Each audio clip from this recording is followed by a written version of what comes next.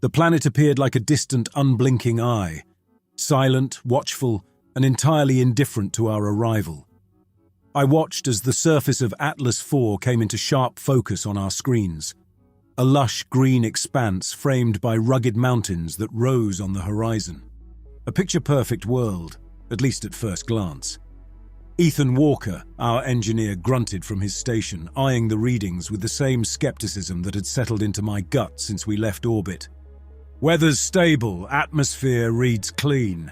No detectable anomalies," he reported, his voice betraying none of the tension I knew we all felt. "We're good to go." The descent was smooth, almost unnervingly so, as though the planet welcomed us with open arms. No turbulence, no atmospheric interference, just a quiet, steady glide down to the surface. When the landing thrusters cut off and the ship's belly kissed the ground, I took a moment to gather my thoughts. "All right, team, we're here. Let's make it count." The ramp lowered, and the first thing that hit me was the silence.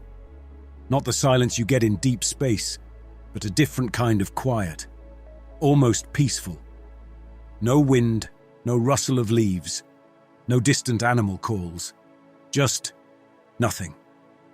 We stepped out, boots crunching on the dry, gravelly soil. The valley stretched out before us, a sea of green under a pale, almost white sky. The colony was ahead, nestled at the base of the mountains, its structures stark against the natural backdrop. Prefabricated metal buildings, domes, all connected by narrow corridors. It looked just like the schematics, utilitarian, functional, and lacking any sense of comfort. "Looks intact," Ben Carson, our security officer, said, scanning the perimeter. He was always the first to speak, usually with that clipped, no-nonsense tone. "No signs of damage." "No signs of anything," Kate Morris, our communications officer, added. She fiddled with her gear, her eyes scanning the buildings as if expecting someone to come out and greet us. "No movement, no life. It's like they just up and left." "Or something made them leave," Ethan muttered, but I let it slide. No sense in stirring the pot just yet. We approached the first building, a storage facility, according to the map. I could see the tension in the team's posture, the way their shoulders were just a bit too stiff, their movements just a bit too sharp. We were all professionals, highly trained, but something about this place was already getting under our skin. The doors opened with a faint creak, revealing rows of crates and containers, all neatly stacked, untouched. Everything was clean, too clean, like it had been meticulously maintained right up until the moment the colony went dark. Ethan ran a hand along one of the crates, frowning. 30 years abandoned and there's not a speck of dust? That doesn't track. No corrosion on the metal either, Marcus Reed, our medic, added as he inspected the walls. It's like time just stopped. I didn't like where this was going.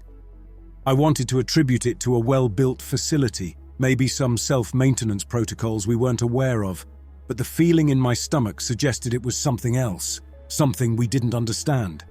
We split into pairs, covering more ground faster. Ethan and I took the power station, while Kate and Marcus headed for the comms tower, and Brian Matthews, our biologist, along with Ben, moved toward the research labs. As we walked, the narrow corridors seemed to stretch longer than they should, the silence thickening with every step. The power station was exactly as it should be, at least at first look. Rows of active generators and lights glowing steadily, everything functioning as though the colony was still inhabited. Ethan was already checking the systems. Readings are normal, but the internal clocks, they're off. I looked over his shoulder. Each device displayed a different time. Not by much, just a few minutes here, a few seconds there, but it was enough to be noticeable, enough to be unsettling. Could be a glitch, Ethan said, though he didn't sound convinced. Or maybe the planet's magnetic field is interfering. Or maybe time doesn't work the same here, I replied, the words out of my mouth before I could stop them. It was a ridiculous thought, and yet, in that moment, it didn't feel so ridiculous. Ethan gave me a sharp look, the kind that said he wasn't in the mood for jokes. But I wasn't joking, and he knew it. "Let's keep moving," I said again. "We'll figure it out." We made our way back to the main habitat, the largest structure in the colony. The others were already there, waiting, their expressions guarded. "I picked up a signal," Kate said. It was garbled, but it was a voice. A human voice. "What did it say?" "Just one word," she replied, her eyes meeting mine. "Leave." Silence fell over us, thicker than before. I could see the fear in their eyes, even in Ben's, who was usually as steady as a rock. The same fear that was tightening around my own chest. "Could be a recording," Ethan said, trying to sound rational, but the edge in his voice betrayed him. "A distress signal from the colonists." "Maybe," I agreed, though I didn't believe it for a second. "But we're not going anywhere until we find out what happened here." The main habitat was as pristine as the storage facility, almost sterile in its cleanliness. We moved through the living quarters, communal spaces and kitchens, finding nothing out of place, nothing that could explain the emptiness of the colony. But the personal belongings, the photos, the clothes, the books, they told a different story. I picked up a photograph from a bedside table, a family of 4 smiling at the camera, but the image was distorted, the faces blurred, as though the photo had aged 100 years while everything else remained untouched. A shiver ran through me, and I quickly put it back. "Mike, you need to see this!" Marcus called from one of the adjacent rooms. I followed his voice, finding him in what looked like a small study. He was holding a journal, its pages yellowed and brittle, but the ink still legible. "Looks like the colony leader's log," Marcus said, handing it to me. I scanned the entries, my eyes catching on certain phrases. Time slips, anomalies, experiencing days in minutes, seeing themselves in the mirrors, older, injured. "It's like they knew something was happening," Marcus said, "but they couldn't stop it. Whatever happened to the colonists, it was more than just a disappearance." We gathered in the main habitat's central hall, a space designed for communal gatherings, but now as empty as the rest of the colony. Ethan was the first to speak. "Something's not right with the internal clocks. Everything's off by a few minutes or seconds, but it's consistent across all systems. It's like time itself is slipping." I could see the others processing this information, their expressions darkening. Kate, still shaken from the garbled transmission she'd received earlier, looked to me for reassurance. I wished I could give her some, but I had nothing to offer. "Ethan, focus on the power station and see if you can find out what's causing these discrepancies. Kate, keep monitoring the comms for any more signals. Marcus, check the medical facilities. See if there's any evidence of what might have happened to the colonists physically. Ben, I want you to secure the perimeter and set up motion sensors. Brian." I paused, looking at Brian, who was already engrossed in his own thoughts. His fingers twitched, itching to get to the research labs. "Brian, focus on the flora. See if the planet's environment could be causing these anomalies. Maybe it's something in the air or the soil, anything that could explain what we're experiencing." Brian nodded, his eyes bright with a depth that was both reassuring and unsettling. He was the type to dive headfirst into his work, often at the expense of everything else. If anyone could make sense of the planet's peculiarities, it was him. We split up, each of us heading to our assigned tasks. I decided to accompany Marcus to the medical bay, figuring it was as good a place as any to start looking for answers. The corridors were narrow, only wide enough for 2 people to walk side by side. The medical bay was as pristine as the rest of the colony. Beds were arranged along one wall, each with neatly folded sheets untouched for decades. "Over here," Marcus called out. I joined him at a workstation where he'd found a series of logs. They were medical records detailing the health of the colonists over the years. At first, everything seemed normal.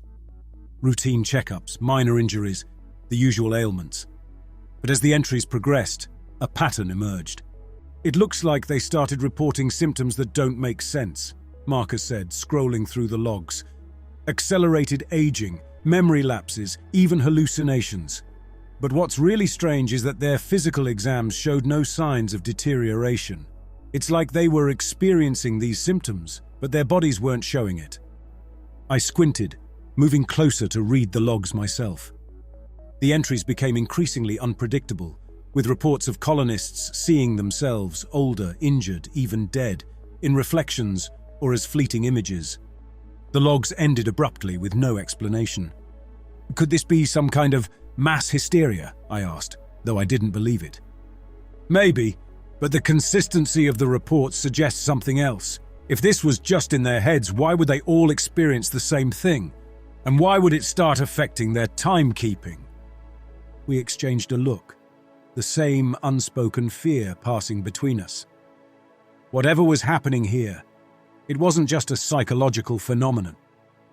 Marcus decided to stay and dig deeper into the medical records, hoping to find a clue that could explain the inconsistencies. I left him to it, making my way to the research labs where Brian had already set up shop. The labs were a large complex filled with tools that had once been the latest technology, but now felt oddly out of date, like artifacts from a former era. Brian was leaning over a microscope, his eyes glued to a slide. He didn't look up when I entered, completely absorbed in whatever he was examining. "Find anything?" He finally looked up, his expression a mix of excitement and concern. "The plants here, their cellular structure is incredibly complex. They seem to be interacting with time." "Interacting with time?" I repeated, trying to wrap my head around what he was saying. "Look at this," he said, gesturing for me to come closer.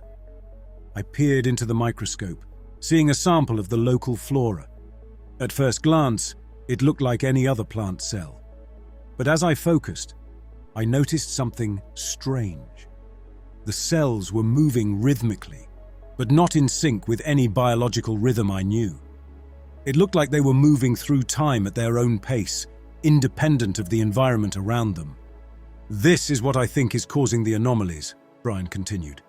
"The planet's vegetation might be influencing time on a molecular level. It's subtle, but it's enough to throw off our instruments, and possibly even our own perception of time." "So you're saying the plants are distorting time itself?" I asked, incredulous. "It's a theory," he admitted, "but it's the only one that fits the data. If the colonists were exposed to these plants over a long period, it could explain the symptoms they reported. The hallucinations, the aging. It's all consistent with time distortion." I took a step back, letting his words sink in. If Brian was right, we were dealing with something that could bend the fabric of reality. "What about the colonists? Could this have killed them?" "Possibly," he replied, "or worse." I didn't need to ask what he meant by worse. The idea that the colonists could still be here, trapped in some kind of temporal loop, was too horrifying to contemplate. Leaving Brian to his work, I headed back to the main habitat, where Kate was still monitoring the comms. She looked up as I entered. "Mike, I just got another message." It was clearer this time. And it was me. My voice. "What did you say?" I asked, trying to keep my own fear in check. It was a warning.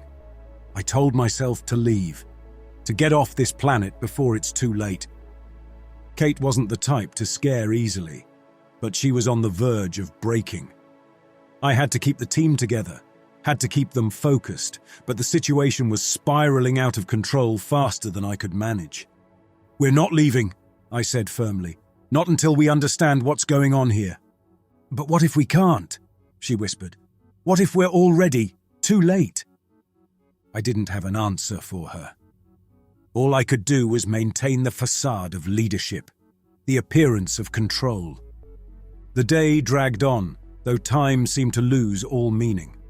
We regrouped at intervals, sharing our findings, but the picture was becoming increasingly fragmented, like pieces of a puzzle that didn't quite fit together. As the artificial lights dimmed, we settled in for the night. I lay down in one of the uncomfortably clean bunks, trying to ignore the silence. Sleep didn't come easily, and when it did, it was filled with disjointed images, faces from the photos, distorted by time, reaching out to me, warning me of dangers I couldn't understand. The next morning, we gathered in the main habitat again, our faces haggard from a night of restless sleep. We needed answers, but the more we searched, the more the truth seemed to slip through our fingers. The logs we'd found had hinted at something darker than a simple disappearance, and now, standing in the harsh light of the habitat, that darkness felt almost tangible. Ethan was reviewing the colony's central computer logs. He had been at it for hours, and his normally sharp eyes were now bloodshot and unfocused. Whatever he was seeing on the screen was taking its toll. "I've found something," he finally said. We all gathered around, peering at the lines scrolling across the screen. The logs were fragmented, corrupted in places, but there were enough intact entries to piece together a grim narrative. "They were conducting experiments," Ethan continued, "on the planet's temporal anomalies. It started with minor tests, exposing plant samples to various conditions, measuring the effects on their growth. But then it escalated." I leaned in closer, reading the entries for myself. The colony's scientists had discovered that the local flora didn't just interact with time, it could be manipulated, even weaponized. They'd built a lab specifically for this purpose, a place concealed deep within the colony, hidden from view. "They were trying to harness the anomalies," Ethan said, "to control time itself. This wasn't just an abandoned colony, it was a research facility, and the colonists had been playing with forces they didn't understand." "We need to find that lab," I said, breaking the silence.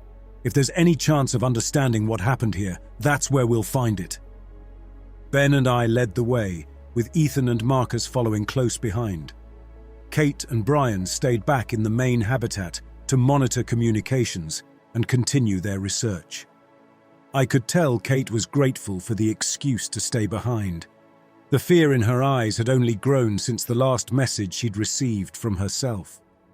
We moved through the narrow corridors, reaching a section of the colony that didn't appear on any of the maps. The door was marked with a faded warning sign: "Restricted access, authorized personnel only." The door opened, revealing a dark passageway that led down into the depths of the colony, and at the bottom of the passage, we found the lab. It was noticeably different from the rest of the colony.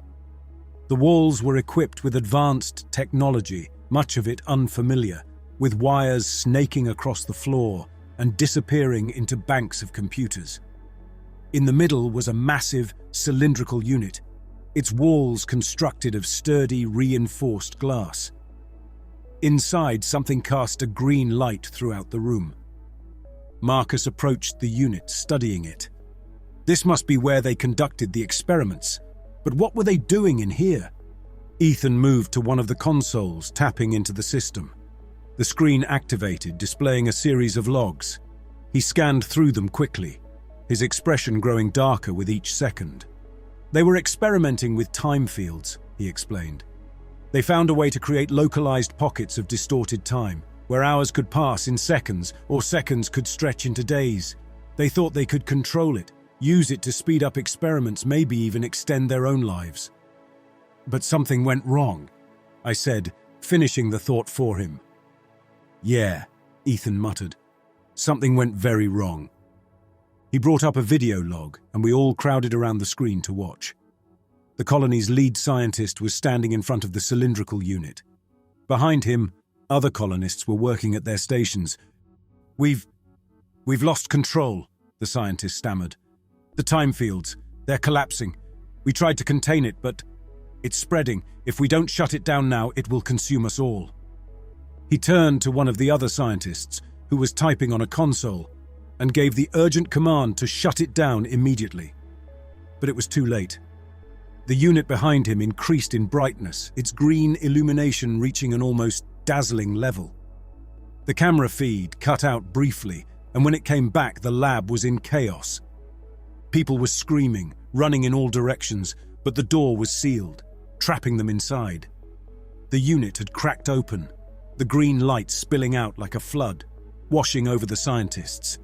As it touched them, their bodies began to age rapidly before our eyes.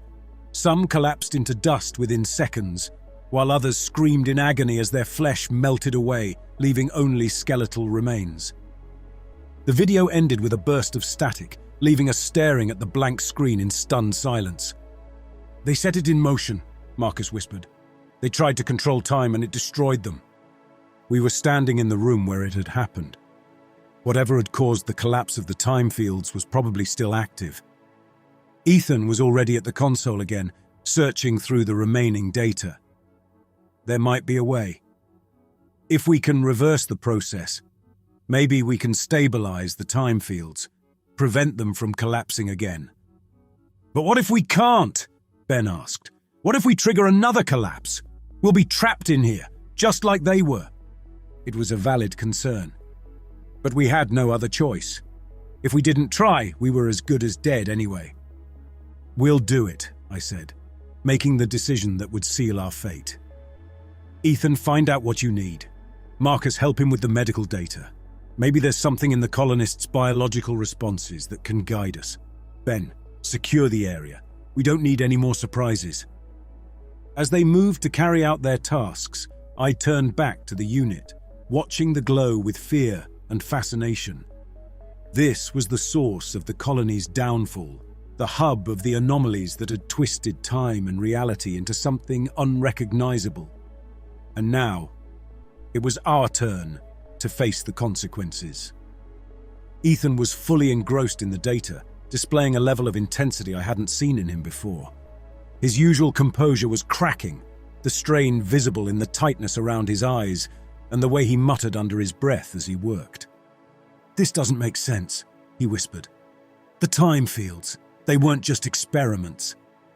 "What do you mean?" I asked, though I wasn't sure I wanted to know the answer. He looked up at me. "They were trying to create a stable time loop, a way to manipulate events, to undo mistakes, but they didn't realize, or maybe they did, that they were trapping themselves in the process." "Trapping themselves?" Ben repeated, the edge of panic creeping into his voice. "You mean they knew this would happen?" Ethan shook his head. "No, I don't think they fully understood the consequences. They were desperate. The logs mentioned something about a catastrophic event, something they were trying to prevent. They thought they could use the time fields to reset, to change the outcome. But all they did was create a loop, one that they couldn't escape from. The colonists had been meddling with forces beyond their understanding, trying to play God with time itself, and in their hubris, they doomed themselves, and perhaps us, to an endless cycle of repetition, reliving the same events over and over. "We need to find a way out," I said, forcing myself to focus on the immediate threat. "If they created a loop, there has to be a way to break it." Ethan nodded, though I could see the doubt in his eyes. "Maybe, but it won't be easy. The system is corrupted, and the time fields are unstable. If we make the wrong move, we could accelerate the collapse, or worse, trigger another catastrophic event." "We don't have a choice," I replied. "We're already in this loop. The only way out is to push forward." We worked in silence, each of us absorbed in our tasks, trying to make sense of the impossible.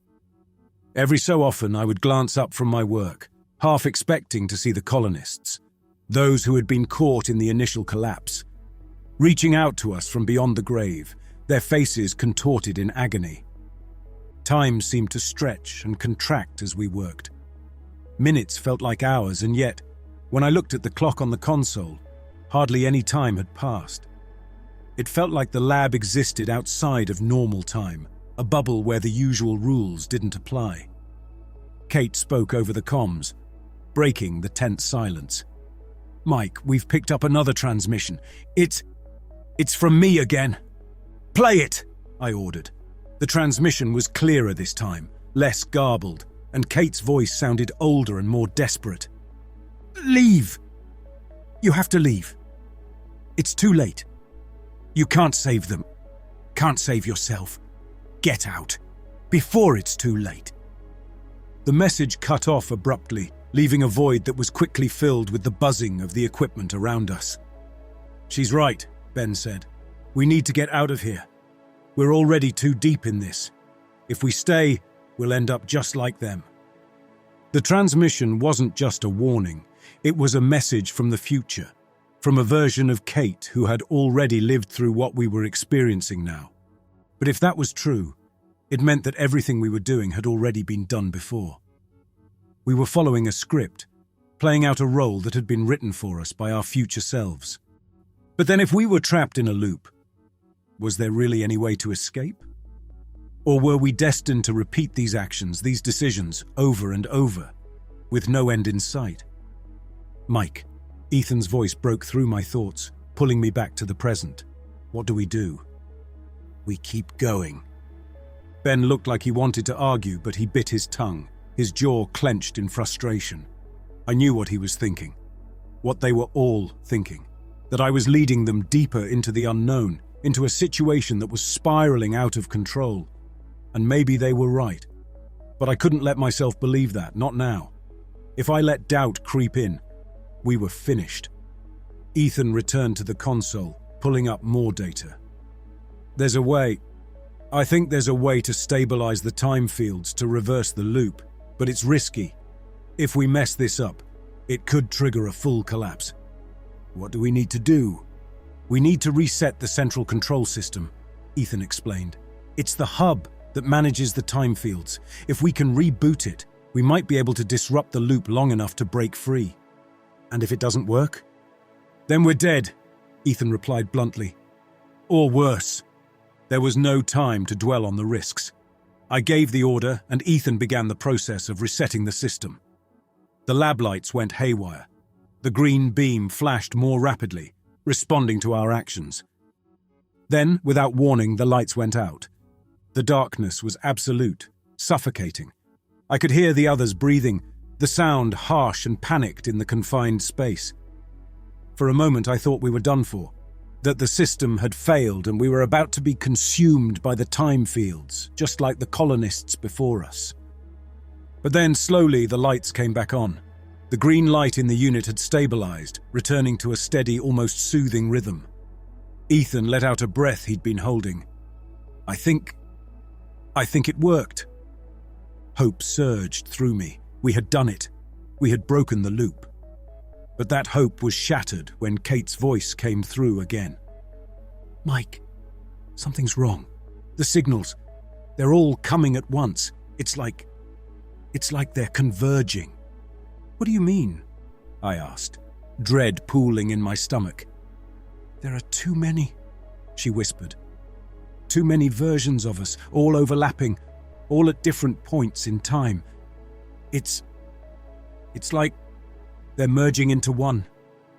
We hadn't broken the loop. We'd compounded it, accelerating the process, pushing all the timelines together into one chaotic mass. I looked around at the others, seeing the same realization dawning on their faces.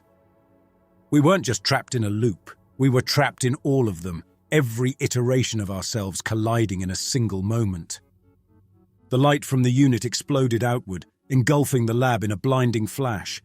My vision went white as everything around me seemed to shatter. When I opened my eyes, I was back in the lab, lying on the floor. The green light was gone, the equipment silent. The others were scattered around me, groaning as they slowly regained consciousness. "Mike!" Ethan's voice was weak, but it was filled with the same confusion I felt. "I'm here," I replied, struggling to sit up. "What happened?" Ben asked, rubbing his head as he staggered to his feet. I had no idea what had just occurred, only that we were still alive. Somehow. The door to the lab creaked open and Kate stepped inside. "Mike," she began, "there's something you need to see."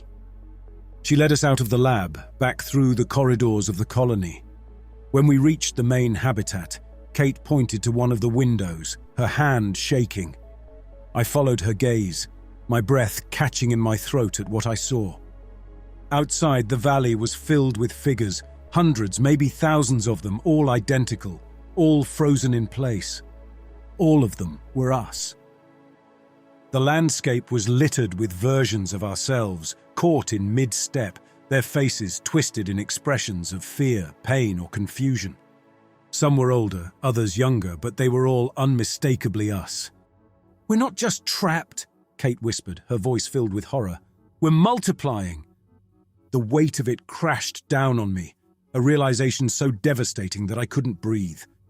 We hadn't escaped the loop. We'd become part of it, spreading ourselves across time, doomed to repeat the same actions, the same mistakes endlessly. There was no escape, no breaking free. The loop was our fate, our existence, fractured and multiplied, with no end in sight. And the worst part? We'd done this to ourselves. In trying to break the loop, we'd only made it stronger, locking ourselves into an endless cycle with no hope of escape. We were lost, not just in time, but in ourselves, and there was no way out. The realization that we were caught in a cycle, endlessly multiplying and doomed to repeat the same actions, left us with only one option: to leave the planet. We have to get out of here. It's our only chance. There was no argument this time. We quickly gathered our gear. The disorienting sense that reality was slipping away from us fueled our haste. Ethan and Ben were the first to board the ship, checking the systems with meticulous care. "Everything's reading normal," Ethan reported. "But given what we've seen, I don't trust these readings." "We don't have any other choice," I replied. "We're leaving."